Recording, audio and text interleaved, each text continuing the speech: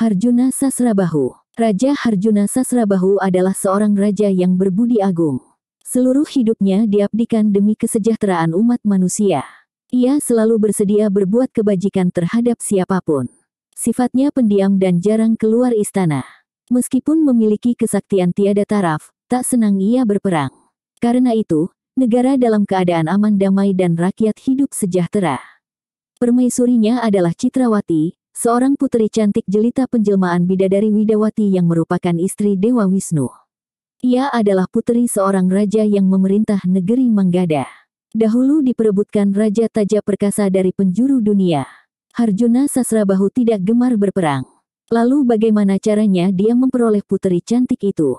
Ia mengutus patihnya bernama Suwanda. Ternyata Suwanda dapat mengalahkan sekalian raja yang memperebutkan Citrawati. Kemudian Suwanda mempersembahkan puteri itu kepadanya. Akan tetapi persembahan itu sendiri, ada ceritanya. Begini ceritanya.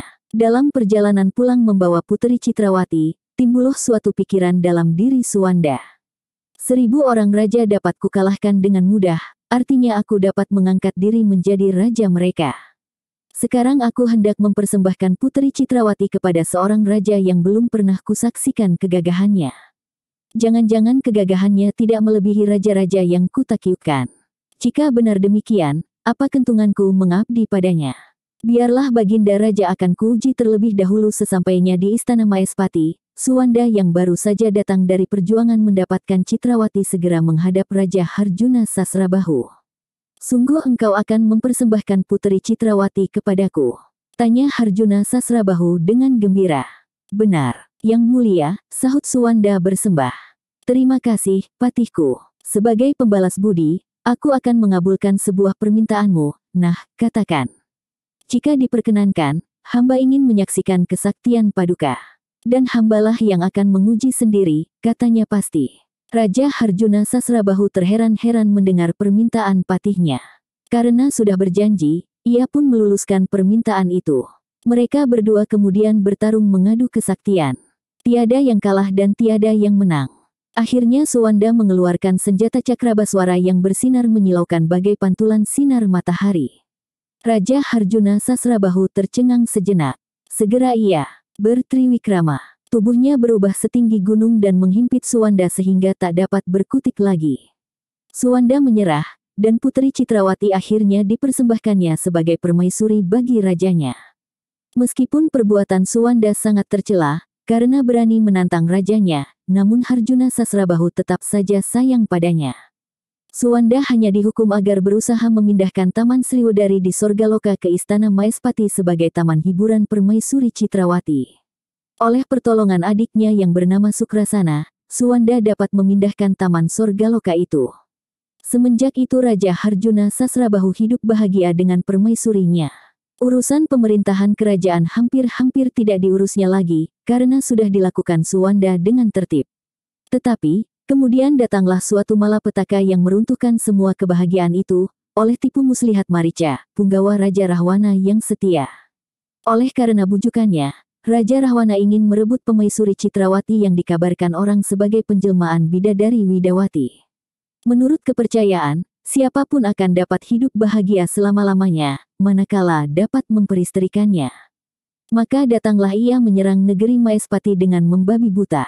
Penduduk negeri dibunuhnya dengan kejam. Mahapatih Suwanda yang sakti pun dapat dibunuhnya pula. Hal itu membuat Raja Harjuna Sasrabahu marah bukan main. Dengan seorang diri, Raja Harjuna Sasrabahu menuntut balas. Ia mengubah diri menjadi raksasa setinggi gunung, dan berhasil menangkap Rahwana hidup-hidup. Raja raksasa itu kemudian diikatnya erat-erat dan diseretnya dengan kereta. Dendam Raja Harjuna Sasrabahu sedemikian sengitnya, setelah menyaksikan Mahapatih Suwanda tewas bagaikan dicabik-cabik Rahwana. Marica yang licik segera masuk istana dan menyebarkan kabar bohong kepada para dayang. Dikabarkan betapa Raja Harjuna Sasrabahu tewas dalam pertempuran. Katanya pula, Raja Rahwana akan segera memasuki istana. Akibatnya, permaisuri dengan sekalian dayangnya akan diangkut sebagai tawanan. Marica adalah ahli bahasa dan pandai melakukan tipu muslihat, serta memiliki mantra pembius kesadaran orang. Sebagai raksasa yang bertubuh kurus, dapatlah ia menyamar menjadi salah seorang pengawal istana Maespati yang terluka parah. Dengan suara terputus-putus, ia meneruskan kabar bohongnya. Wahai Dewi, junjungan hamba. Seluruh dunia tahu apa arti tawanan itu. Seluruh dunia tahu pekerti apa yang hendak dilakukan Rahwana terhadap Paduka. Paduka pasti akan diperlakukan sebagai barang mainan belaka. Dan azab derita apa yang akan Paduka pikul, tak dapatlah hamba bayangkan. Kemudian ia rebah ke tanah dengan nafas tersengal-sengal. Darahnya terus mengucur, tak ubah seorang prajurit setia yang benar-benar luka parah. Oleh kehendak Dewata, tiba-tiba Citrawati mengambil keputusan pendek. Dengan cundriknya ia menikam dadanya sendiri dan rubuh seketika. Perbuatannya itu ditiru oleh sekalian dayangnya yang berjumlah 40 orang. Tatkala semuanya telah tewas, Marica bangun dengan segar bugar. Tertawa penuh kemenangan, ia melompati dinding istana dan lari mendapatkan rajanya. Dalam pada itu, Rahwana yang terseret-seret kereta Raja Harjuna Sasrabahu, merintih dan meraung kesakitan.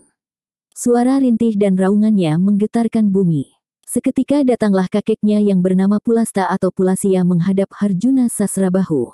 Dengan merebahkan diri, Brahmana raksasa itu bersujud memohonkan ampun bagi cucunya. Raja Harjuna Sasrabahu yang agung budi itu segera terpengaruh. Ia mengampuni Rahwana dengan suatu perjanjian. Bila perbuatan seperti itu diulanginya lagi, tiada seorang pun di dunia ini yang sanggup memintakan ampun. Dan dengan disaksikan oleh Brahmana Pulasta, Rahwana bersumpah akan menepati janji itu. Harjuna Sasrabahu juga meminta semua yang mati terbunuh pada saat peperangan itu dihidupkan kembali. Dan Pulasta menyanggupinya, bahwa semuanya yang mati pada saat itu akan dihidupkan kembali kecuali yang sudah memang ajalnya tidak akan bisa dihidupkan kembali. Semua korban peperangan pada saat itu dapat dihidupkan kembali kecuali Patih Suwanda. Hal ini membuat Harjuna Sasrabahu kehilangan semangat hidup. Lalu ia mencari jalan kematiannya seperti halnya yang telah dilakukan oleh Ramaparasu. Kemudian Harjuna Sasrabahu mencari dewa untuk membuat gugatan akan semuanya yang telah terjadi. Dalam tidurnya ia bertemu dengan Dewa Indra. Kata Dewa Indra padanya, ini pastilah dapat kau ingat-ingat dengan mudah. Mendengar pertanyaan Dewa Indra, ia tertegun memikirkannya. Jumlahnya tiada terhitung lagi, karena terlalu banyak untuk disebutkan. Lalu ia menjawab dengan tersipu malu. Maafkan hamba. Hamba hanya dapat menjawab, jumlahnya memang besar. Bila hamba kumpulkan makanan yang telah hamba telan, niscaya bergudang-gudang. Bila hamba kumpulkan air yang telah hamba minum, akan menjadi lautan kecil. Bila hamba ukur pakaian yang telah hamba kenakan. Oh, alangkah panjangnya. Tetapi, apa hubungannya semua ini dengan gugatan hamba tentang dharma kebajikan yang pernah hamba lakukan? Kukatakan tadi, bahwasanya yang menggugat lewat pintu hatimu adalah angan panca indera belaka. Pastilah engkau tahu, kebajikan yang dibangun oleh angan-angan mengharapkan imbalan. Apa yang diharapkan tidak diperolehnya. Sekarang dia menggugat. Lalu apa yang harus hamba lakukan? Memupuk iman dan berserahlah kepada Dewata yang agung. Itulah tanda-tanda cahaya kebahagiaan. Mendengar perkataan Dewa Indra, Harjuna Sasrabahu tertegun. Dengan hati-hati ia minta keterangan cahaya kebahagiaan. Mengapa Paduka masih sampai hati memperolok-olokkan hamba? Tidak, sama sekali tidak. Aku sungguh-sungguh, sahut Dewa Indra meyakinkan. Dengarkanlah. Hidup ini bertahta di dalam rasa dan bersinggasana di hatimu. Bila hatimu sedang sedih, segera akan menyentuh rasa. Sebaliknya bila sedang riang gembira akan menjauhinya. Maka tak salahlah kata orang, bahwa Dewata Agung akan menjauhi seseorang yang terlalu dimabuk kesenangan. Kau kini dalam keadaan sedih. Niscaya teringatlah engkau kepada Dewata Agung. Bukankah demikian? Benar. Tetapi di manakah letak cahaya kebahagiaan? Sama sekali hamba tidak merasa bahagia. Orang yang beriman, teguh senantiasa merasa dekat kepada Sang Pencipta. Barang siapa yang mendekat, akan didekatinya. Engkau mendekat selangkah dan Sang Pencipta akan menyongsongmu dengan 2 langkah. Apa itu namanya, kalau bukan suatu kebahagiaan? Tetapi apa arti cahaya itu? Itulah cahaya penerangan sejati, kelak engkau akan mengerti sendiri. Apakah Dewata Agung hendak duduk di dalam rasa hamba? Bahkan bila berkenan, akan menurunkan wahyu. Wahyu, apalagi, hamba tak mengharapkan wahyu kemuliaan dunia. Hamba telah ditinggalkan semua yang hamba cintai. Wahyu kadangkala bermakna bimbingan sejati. Bimbingan sejati yang akan mengantarkan dirimu pulang ke asalmu. Disitulah engkau akan memperoleh kenikmatan abadi. Itulah nirwana. Dewa Indra berhenti sejenak, kemudian lanjutnya. Carilah Wisnu, sebab dialah sesungguhnya cahaya hidup yang telah manunggal dengan Hyang Tunggal. Engkau memiliki senjata sakti, anakku. Dirimu kebal, sehingga tiada suatu senjata apapun yang mampu menembus dadamu. Tetapi, bila suatu kali dadamu dapat tertembus oleh senjata, maka dia itulah tangan Wisnu yang sebenarnya. Setelah berkata demikian, gaiblah Dewa Indra dari penglihatan. Harjuna Sasrabahu terbangun dari tidur lelapnya. Dilayangkan pandangannya. Sekitar dirinya hanya hitam kelam. Ia mencoba mengingat-ingat mimpinya kembali. Desah angin dan hawa dingin, tiada dihiraukannya. Sesekali ia mendengar suara margasatwa menusuk pendengarannya. Tetapi tiada mimpi ajaib. Benarkah Dewata Agung berkenan bertahta dalam mengusik ingatannya yang mengawan pada diriku? Jika benar, wah alangkah bahagianya, bisiknya sambil menegakkan badan. Diselaminya gelaran perasaannya dan dirasakan denyut jantungnya. Terasa dingin, aman dan tenteram. Sementara itu malam pun merangkak dengan kesunyiannya.